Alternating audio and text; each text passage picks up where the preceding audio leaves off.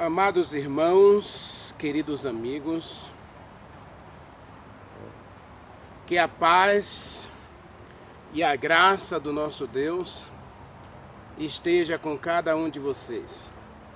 Amados, muito obrigado por compartilhar meus vídeos, muito obrigado por assistir, muito obrigado por assistir os vídeos. Muito obrigado pela inscrição no canal, muito obrigado pelos likes. Deus abençoe você. Continue compartilhando, continue deixando o like, continue se inscrevendo no canal, você que não se inscreveu ainda. Muita gente que assiste meus vídeos não são inscritos. Louvado seja Deus porque você está assistindo os vídeos. Deus seja honrado, Deus seja glorificado com a sua participação no nosso canal. E que as mensagens aqui expostas, de alguma forma, contribua para o seu crescimento espiritual. Deus é contigo. Maravilhoso Deus, meu querido Pai, Criador dos céus e da terra. Eis-me aqui, Senhor, diante de Ti. Eis-me aqui, Pai, na Tua presença. E na Tua presença, Senhor, quero viver para sempre. Eu nada sou sem Ti, e sem Ti, Pai, nada poderei fazer. Mas me coloco em Teus braços de amor para agradecer a Ti, Senhor, pelo cuidado que tens para comigo e para com todos aqueles que assistem a minhas mensagens. Eu sei que o Senhor é um Pai amoroso, misericordioso e que está interessado em nossa felicidade e bem-estar. E nós, Senhor, muitas vezes classificamos nosso bem-estar e felicidade à ausência de problemas, à ausência de dificuldades e à abundância de tudo em nossa vida. Por favor, Pai, mesmo não sendo esse o critério de felicidade estabelecido pelo Senhor, provê essas nossas necessidades. Dá-nos a abundância de pão, provê a nossa água, e que não nos falte a satisfação, a alegria, a saúde, a paz e a prosperidade. De acordo com a Tua vontade, Senhor, cure as nossas doenças, sare as nossas enfermidades. Visite cada pessoa que está assistindo essa mensagem agora. E que a mão do Senhor traga uma bênção especial a todos eles. Nós te pedimos agora que vamos abrir a Tua palavra, que fale conosco e que nos transforme pelo poder da Tua palavra e pela ação plena do Espírito Santo em nós. Nós te agradecemos em nome de Jesus Cristo. Amém. Meu amado irmão, minha querida amiga, minha amada irmã, meu querido amigo, essa série Jesus Radical, Deus tem falado comigo de uma forma tão intensa que às vezes eu fico até pensando qual é o propósito de Deus com isso. Mas com certeza, ao analisar os vídeos, ao assistir novamente os vídeos, eu percebo que Deus tem um recado para nós. E vimos na mensagem anterior que essa questão de identidade é uma questão muito séria. Estamos nesse mundo com um propósito, Romanos capítulo 8, versículo 28, ou Isaías capítulo 43, versículos 7 e 10. Então nós somos filhos de Deus. Ele nos criou com um propósito. Ele nos chamou para sermos dele, para refletirmos a sua glória e o seu caráter. E Deus não está satisfeito com essa religião de faz de conta. Eu trabalho numa área em que durante muito tempo as pessoas chegou a se criar até um vício de linguagem, que a gente faz de conta que trabalha e o estudante faz de conta que aprende. Embora eu não tenha aplicado isso à minha vida, eu sempre procuro trabalhar para que eu trabalhe e veja o resultado do meu trabalho, que é a satisfação do meu trabalho é ver o estudante lendo. Ontem, por exemplo, quando eu coloquei a atividade na mão de meus estudantes, para mim foi um prazer ver os estudantes colocando as palavras no papel. Uns com mais dificuldades, outros com pequenos erros de ortografia, mas escrevendo. Então, a satisfação. Então, Deus quer que eu e você melhore cada dia. Deus quer que a gente faça mudanças. E essa série entra agora num tema muito importante, porque Mateus capítulo 10, eu convido você a abrir a Bíblia, né? Nós estamos em Mateus capítulo 10, e nós vamos ler apenas os versículos 38 e 39. Jesus Cristo, ele vai falar aqui duas frases importantes, e eu quero trabalhar essas duas frases juntas, né? Porque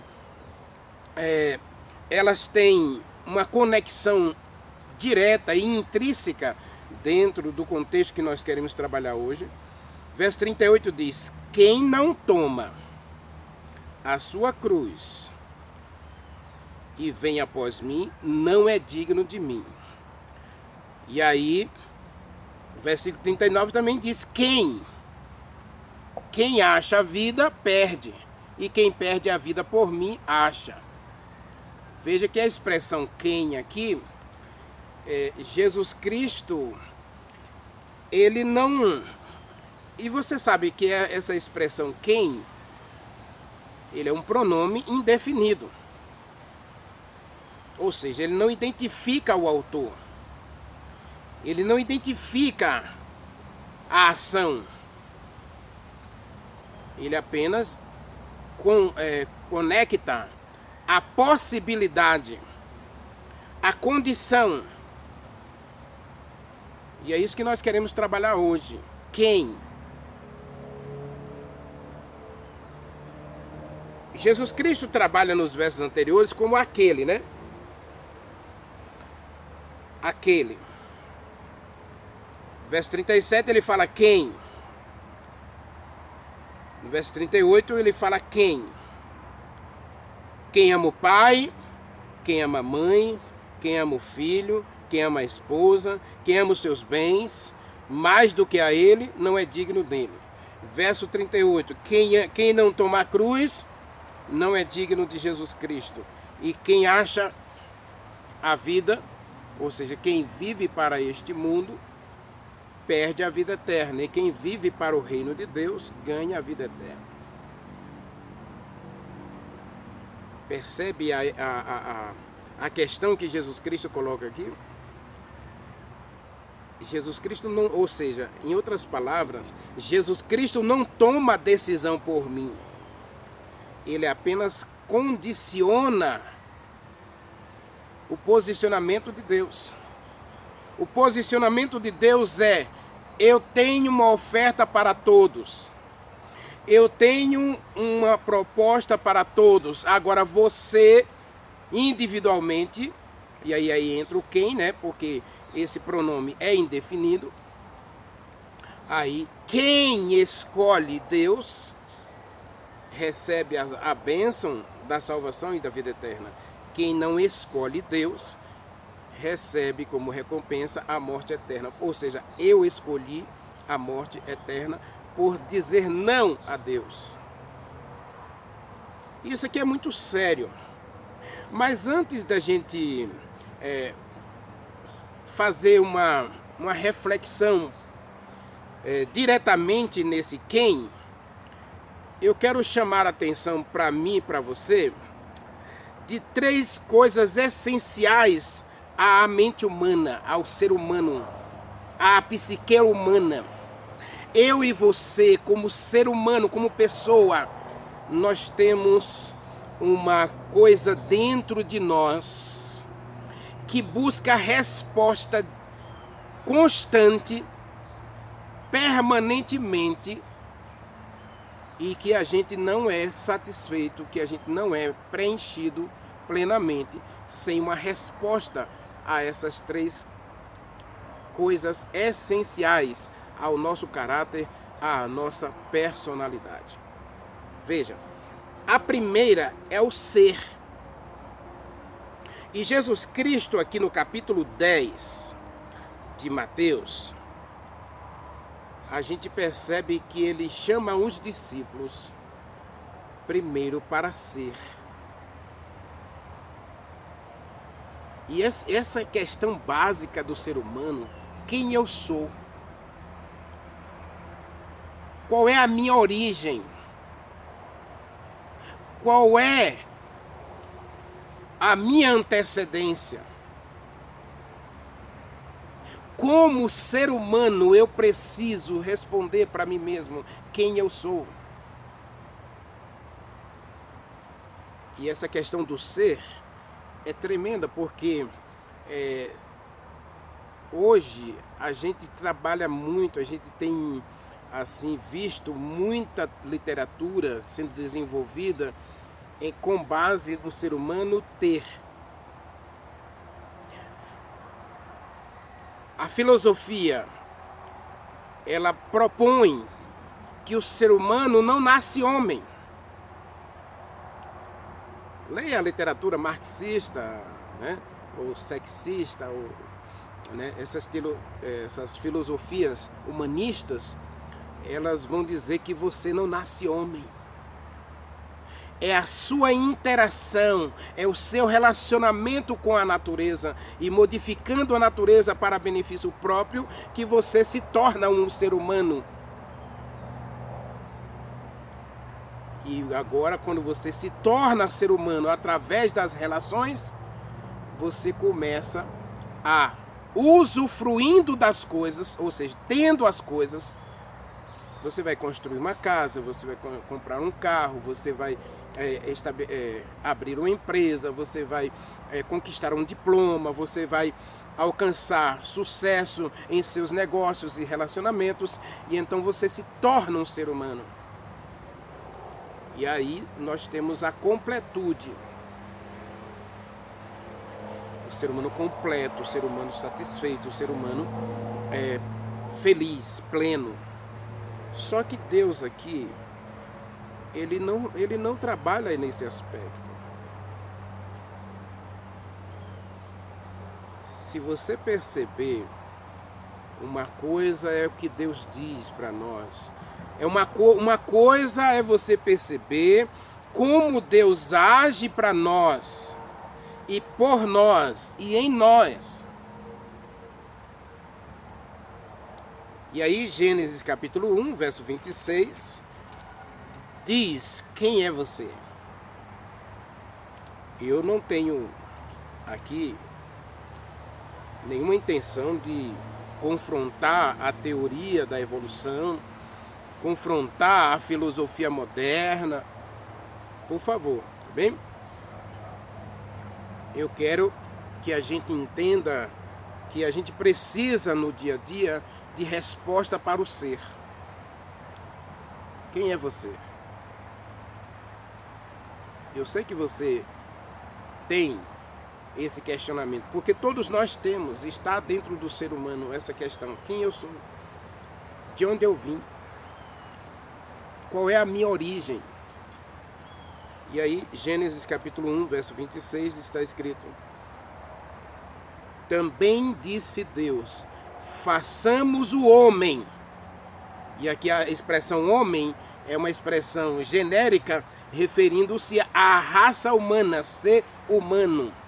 Façamos a raça humana à nossa imagem, conforme a nossa semelhança. Então a definição da Bíblia de Deus para mim e para você é que você nasce homem, você nasce mulher, você nasce um ser humano completo, perfeito. Por quê? Porque você tem duas coisas aqui: você tem imagem e semelhança de alguém. Você é a imagem, você é a semelhança de Deus. No Salmo 8, leia comigo o Salmo 8. O salmista chega a fazer uma comparação até, eu costumo dizer, uma comparação esdrúxula, absurda. Mas ele diz, olha, leia verso 4 e 5. Diz assim: o que é o homem? O que é o homem para que o Senhor com ele se importe? O que é o homem para que Deus tenha preocupação com ele? E o filho do homem para que o Senhor cada dia o visite? Olha que expressão extraordinária. Deus se preocupa com você. Não esqueça das mensagens anteriores, eu disse que uma realidade plena da Bíblia é que Deus ama você. Você foi criado à imagem e semelhança de Deus, ou seja, você tem a personalidade de Deus, você tem o caráter de Deus na sua vida. E no Salmo 8 diz que Deus se preocupa com você e que Deus visita você diariamente.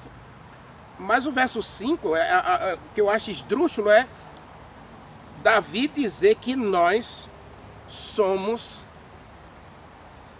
um pouco menor do que Deus. Ou seja, ele nos coloca na posição de igualdade com Deus. Leia o verso 5. Fizeste-o, no entanto, um pouco menor do que Deus. E de glória e de honra o coroaste. Deus fez o ser humano um pouquinho menor que ele mesmo, nos dando o seu caráter, nos dando sua personalidade, nos dando a sua glória e a honra de Deus. Então Davi diz que nós somos pequeno Deus. Porque nós somos de Deus. Paulo diz em Atos, capítulo 17, eu vou fazer questão de ler o texto para você, Atos 17. Paulo diz que Deus fez a mim e a você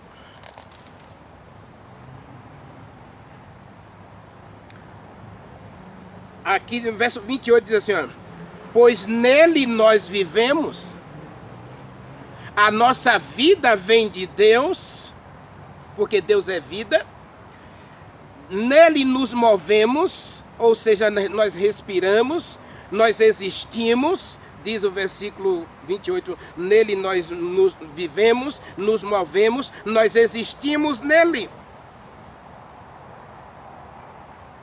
Porque nós somos a geração eleita de Deus. 1 Pedro capítulo 2, versículo 9, diz exatamente isso. Que nós somos eleitos por Deus. 1 Pedro 2, versículo 9, diz que nós somos a geração eleita por Deus. Vocês, porém, são a raça eleita. Nós somos a raça eleita de Deus. A Bíblia apresenta quem você é. Você é filho, você é criação, você é obra das mãos de Deus.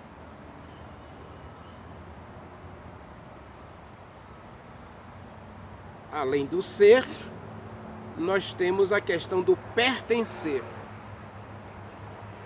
Todos nós gostamos da ideia de comunidade. O ser humano não foi criado para viver só. Isaías capítulo 45, versículo 18, Deus diz que a terra foi criada para ser habitada. Deus não criou a terra para ser um caos. E Deus não criou você para viver sozinho. Deus criou você para viver em sociedade.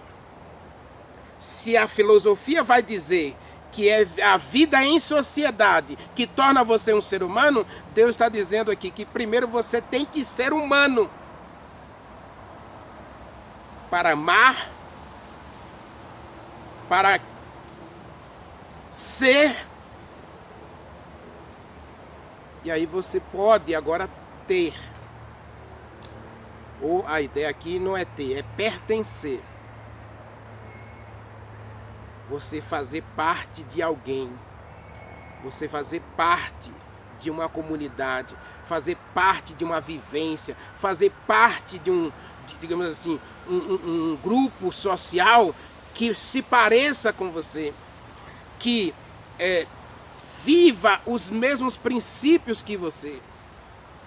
Nós, ao sermos criados por Deus, fomos criados não apenas para sermos parecidos com Deus, mas para agirmos iguais a Deus.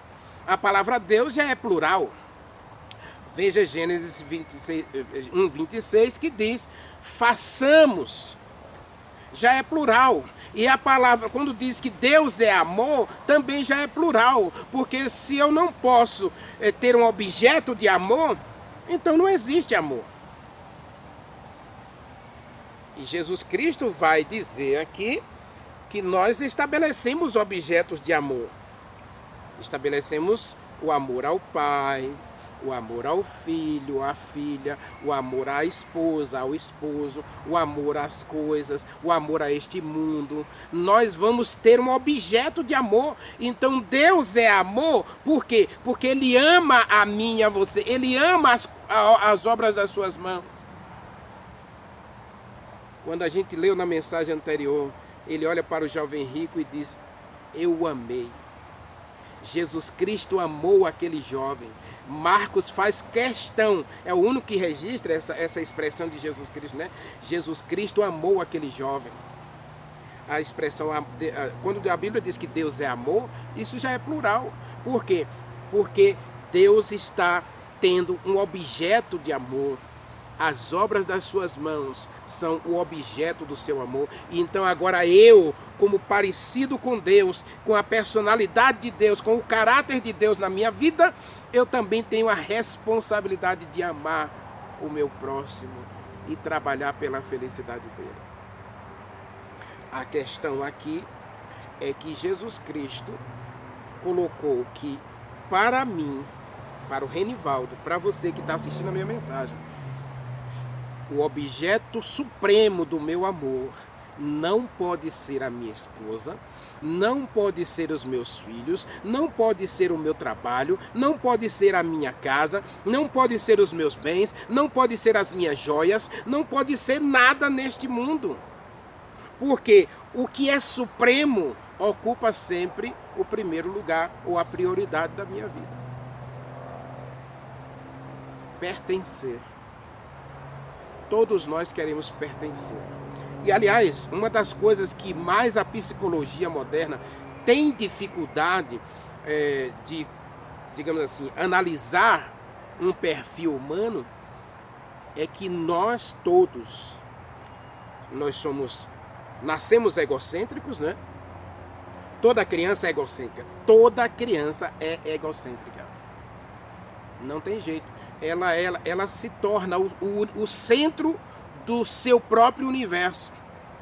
E ela não aceita menos que isso. Por isso que ela chora. Por isso que ela esberra pelo chão. Por isso que ela faz birra. Ela sobe na mesa. Ela sobe numa cadeira para chamar a atenção. Porque ela é intrinsecamente egocêntrica. Agora, à medida que ela vai crescendo, dependendo do ambiente e do afeto recebido, ela se torna menos egocêntrica e mais excêntrica, né? Mais dedicada, mais compartilhadora com os outros. Porque todos nós temos essa necessidade de compartilhar, de dar e receber, não é? Todos nós temos essa necessidade dentro de nós, a necessidade de dar e receber. Eu quero dar afeto, eu quero receber afeto. Eu quero dar amor, eu quero receber amor. E aí a Bíblia diz, Provérbios capítulo 3, né, que melhor é dar do que receber. Paulo vai dizer que é melhor você dar do que receber. É melhor amar alguém do que ser amado. Mas todos nós, se você ler o livro de Eclesiastes, Salomão vai justamente trabalhar essa questão.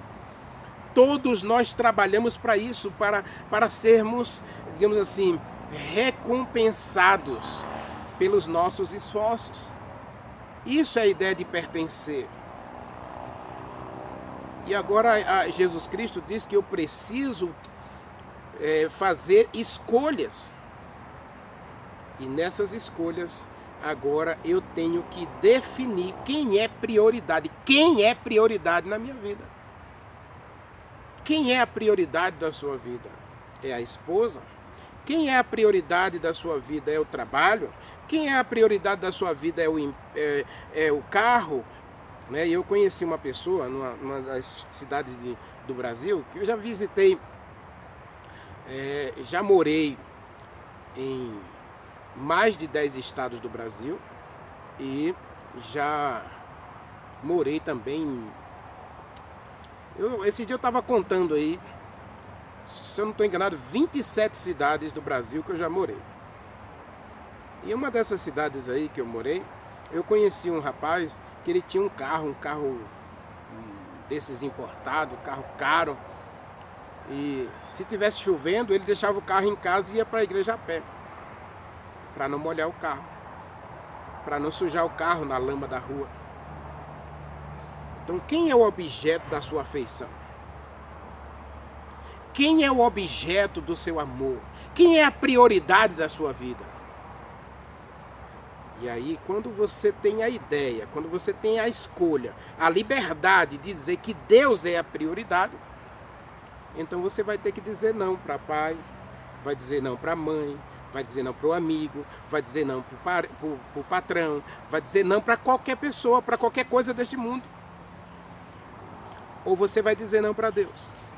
Eu quero convidar você para a gente ler um texto da Bíblia sobre essa questão de escolha. Abra sua Bíblia aí no livro de Timóteo, 2 Timóteo capítulo 4. Paulo, ele tinha um discípulo, e esse discípulo desenvolveu, né, um relacionamento. Todos nós vivemos de relacionamentos. Muita gente hoje vive em depressão. Por quê? Por falta de relacionamentos. Uma das primeiras características que você nota no depressivo é que ele se isola. Ele foge do convívio social. E quando você vive sozinho, então você adoece. Porque você precisa conversar, você precisa discutir, você precisa discordar, você precisa experimentar novas ideias e combater ou aceitar essas ideias. Isso chama vida em sociedade. E esse jovem, Paulo diz assim, ó, versículo 10, 2 Timóteo capítulo 4, versículo 10, está escrito, olha, no verso 9 ele fala para Timóteo: venha ter depressa comigo, porque Demas, amando o presente século, me abandonou.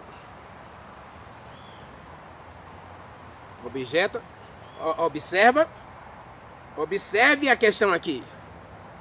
O objeto do amor de Demas, ele começou a desenvolver um relacionamento prioritário com as coisas deste mundo. 1 João, capítulo 2, versículo 15, João vai dizer o seguinte, é um conselho dele, mas a gente vai analisar dentro desse contexto aqui de Demas. Capítulo 2, versículo 15 diz: não amem este mundo, nem as coisas que há neste mundo, porque se alguém amar o mundo, o amor do Pai não está nele. Observe, Demas, tendo amado o presente século, abandonou a Deus, abandonou o ministério, abandonou a Paulo, abandonou as suas amizades por amor às coisas deste mundo.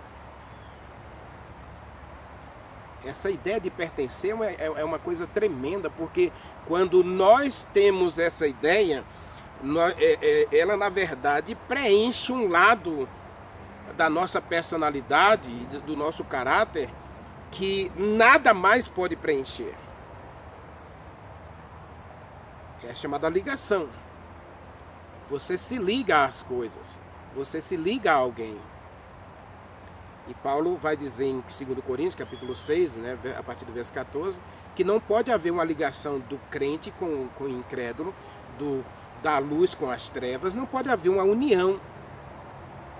Não pode haver unidade entre luz e trevas, entre o bem e o mal. Não pode haver dois senhores na nossa vida, é o que Jesus Cristo está dizendo em Mateus 10. Você não pode seguir duas estradas ao mesmo tempo. Aí eu quero ir para São Paulo e quero ir para Manaus. Então eu vou seguir as duas estradas ao mesmo tempo. Imagine, ó, Manaus está no norte, São Paulo está no sul, sudeste, né? E aí você quer seguir as duas direções ao mesmo tempo. Demas, tendo amado o presente século, me abandonou. Vimos na mensagem anterior do jovem rico. O jovem rico olha para Jesus Cristo e diz: eu quero a vida eterna, eu quero a salvação, eu quero ter um relacionamento efetivo com Deus. E aí Jesus Cristo diz: você está preso a muitas coisas. Você está ligado a muitas coisas. Se desprenda. Se desfaça desses nós que te prendem a essas coisas. Venha, siga-me e eu te darei um tesouro no céu. Jesus pediu para ele se desligar das coisas daqui para se ligar ao reino, para se ligar ao céu. E agora ele diz não. Ele diz não para quem? Para as coisas? Não, ele diz não para Jesus Cristo. Ele virou as costas para Deus, diz o texto. O jovem foi embora porque era dono de muita propriedade. Ele preferiu continuar preso às coisas daquilo. Diz o texto de Demas: Demas amou o presente século, por isso me abandonou. E aí João nos dá o conselho: não ame as coisas deste mundo, não ame este mundo, porque o amor deste mundo separa você de Deus. Lembra da ideia de pecado? O que é pecado? Separação de Deus. Então João diz: não ame as coisas desse mundo, porque as coisas desse mundo vai separar você de Deus. E aí, religião, ó, ligação. Vocês têm que estar ligados a alguma coisa. E aí, o que é que Jesus Cristo diz então no verso 38? Quem não tomar a cruz, quem não se ligar à cruz. Na mensagem anterior eu falei de princípios, né? Jesus Cristo não está pedindo para você pegar fazer dois pedaços de madeira, fazer uma cruz e se pendurar nela, não. Ou andar com ela nas costas, para cima e para baixo, não. Não é isso que Jesus Cristo está dizendo, não. O que Jesus Cristo está dizendo é: os meus ensinos, a minha verdade, os meus princípios, os meus mandamentos, quem não... A minha lei, quem não escolher os meus mandamentos, quem não escolher os meus princípios, quem não escolher os princípios do reino do céu, não vai ser digno do céu. Quem não tomar a cruz. E aí você pega o Velho Testamento vai trabalhar duas questões muito importantes sobre essa questão, né? Quando a pessoa pecava, ele tinha que confessar seu pecado na cabeça de um cordeiro, né? Ou de uma ovelha, ou de um bode. Ele tinha que confessar o seu pecado com a mão esquerda sobre a cabeça do animal, e com a mão direita o penitente pecador, ao confessar seu pecado, ele mata a ovelha. Ele, o pecador, mata a ovelha, que é segurada pelo sacerdote, né? O sacerdote não mata a ovelha, quem mata é o pecador. Aí o pecador, o sacerdote apara o sangue na bacia, e aí coloca uma gota, umas gotinhas sobre a cabeça do pecador, outras gotinhas no altar, e o resto do sangue é derramado na base do altar ou sobre o altar para ser consumido pelo fogo. E aí o pecador agora, com o pecado confessado e perdoado, ele come a carne da ovelha, junto com o sacerdote, ele come a carne do animal sacrificado, dizendo que ele está comendo aquele que pode, que é a vida, né? Eis o Cordeiro de Deus que tira o pecado do mundo. E aí Jesus Cristo diz: quem come da minha carne, quem bebe do meu sangue, me pertence. E é a este que me pertence, eu dou a vida eterna. Em Jesus Cristo, você está completo. Jesus Cristo disse: quem não deixa tudo por mim, não é digno de mim. Ou você pertence a esse mundo, ou você pertence ao céu. Ou você pertence às coisas desse mundo, ou você pertence ao reino de Deus. E a terceira base da essência do ser humano é o conquistar ou realizar, né? E aí Paulo diz em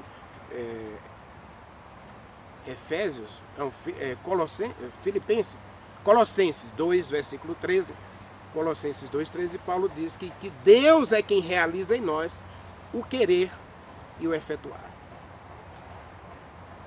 Uma coisa tremenda para nós, nessa questão de realizar, é que todos nós, como seres humanos, temos a tendência de produzir alguma coisa até por visibilidade ou aceitação.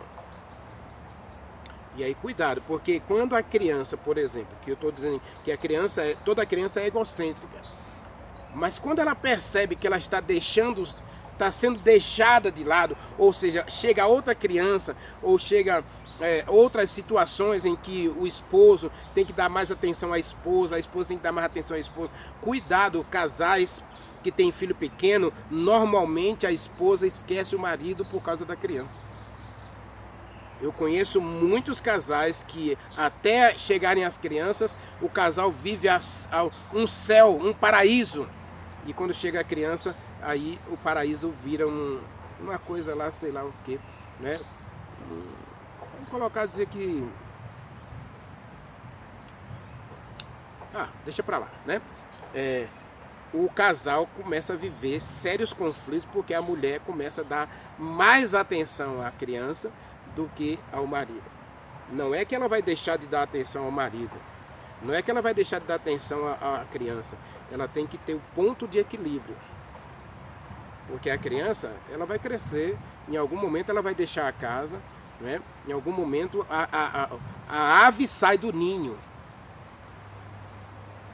Eu visitei uma família no Maranhão e a senhora, ela chegou a chorar quando ela estava conversando comigo. Ela disse que ela fez uma casa com 9 quartos, ela tinha 9 filhos, e ela imaginou que os filhos nunca iriam sair de casa, né? E quando eu cheguei lá, a casa estava vazia, estava só ela, inclusive, né? Até o esposo já tinha falecido. Estava ela sozinha, e nenhum dos filhos com ela, nenhum dos 9 filhos estava com ela. Ela chorou por isso, porque ela pensou que a vida dela seria completa e feliz, cercada pelos filhos. E nenhum dos filhos estava ali para abençoar sua velhice e cuidar dela na velhice. Porque mandar dinheiro, está lá em São Paulo, manda dinheiro. Gente, nada substitui o carinho, né? Nada substitui a presença. Você está ali para conversar. Cuidado, esposa, quando o teu filho estiver dormindo, faça questão de dar atenção ao teu esposo. Cuidado também, você esposo que está se sentindo escanteado, aí começa a andar com os amigos, começa a ficar a noite inteira na frente da televisão sem ter tempo para a esposa. Cuidado, vocês têm que partilhar as responsabilidades. Você tem que conquistar seu espaço também depois do nascimento da criança. Agora, a ideia de pertencer é tremenda. Agora, essa ideia de conquistar é muito mais profundo. Por quê? Porque se eu, nessa questão, fico preso às minhas realizações, eu posso anular o ser e posso anular o pertencer. E uma das questões trágicas da religião moderna é a chamada penitência. É a chamada boas obras. Nós vivamos presos a essa questão de fazer boas obras para agradar a Deus. Como que eu vou agradar a Deus se eu já pertenço a Ele, se eu já sou dele, se eu já venho das mãos dele, se eu existo por Ele? Jesus Cristo disse que sem Ele eu nada sou e nada posso fazer. Então, o que eu realizar aqui, e tem o lado negativo do realizar, é que você fica tão preso à questão do realizar que você se esquece do ser. Deus quer que você seja primeiro, né? Então, eu sou filho de Deus. Eu pertenço a Deus. E agora, o que é o resto simplesmente é resto. Ou é fruto do ser e do pertencer. Tudo que eu fizer agora é resultado do ser e do pertencer. Agora tem uma questão aqui. Porque Jesus Cristo diz: quem não deixa isso, quem não ama, quem amar mais o pai, quem amar mais a mãe, quem amar mais o filho, quem amar mais as coisas deste mundo, como Demas amou o mundo e perdeu a vida eterna. Quem amar mais as coisas daqui vai naturalmente anular, destruir o amor de Deus na sua vida. E pode ser que o amor de Deus esteja sendo destruído da minha vida, da sua vida, justamente pelo realizar, pelo fazer. Nós nos realizamos, nós nos tornamos plenos pelo fazer, é verdade. Agora, cuidado que o fazer não pode ser a prioridade. O fazer precisa ser resultado do ser, resultado do pertencer. Não é o fim para o começo, como diz a filosofia humanista, né? Que você não nasce homem, você se torna homem pelo fazer. Deus é o contrário, você primeiro você é, depois você pertence e depois você faz. A ciência diz que você veio de um protozoário e aí você vai fazendo coisas, você vai fazendo, até você se tornar perfeito. Com Deus é o contrário, com Deus você primeiro é, você pertence e depois você faz. Ninguém vai ao céu por fazer obras. Ninguém vai ao céu por fazer boas obras.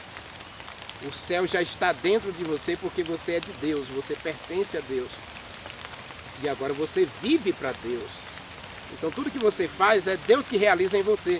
Leia Isaías capítulo 26, versículo 12, onde Isaías diz que as nossas obras, Deus as realiza por nós. Essa é uma expressão de Davi também, segundo Crônicas, né? Que diz que todas as nossas boas obras, o Senhor é quem realiza por nós. Meu amado, todos nós vivemos essa essência. Agora eu e você precisamos definir esse quem. Quem é que vai ser Senhor da minha vida? E isso define a sua salvação ou a sua perdição.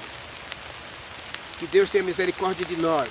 Que a gente cada dia escolha a cruz. Escolha os princípios do céu, escolha a palavra, viver para as coisas de Deus. E aí tudo que a gente fizer aqui vai ser como resultado da gente ser de Deus, de pertencer a Deus, porque nós vivemos aqui o reino de Deus. Ore comigo. Maravilhoso Deus, meu Pai, Criador dos céus e da terra. Obrigado pela gostosa chuva que cai sobre nós. Abençoe a gente, cuide da gente e salve a gente e ajude-nos a sermos teus filhos, pertencermos dia a dia ao Senhor e vivermos para a tua glória. Nós louvamos e te agradecemos no doce nome de Jesus Cristo. Amém.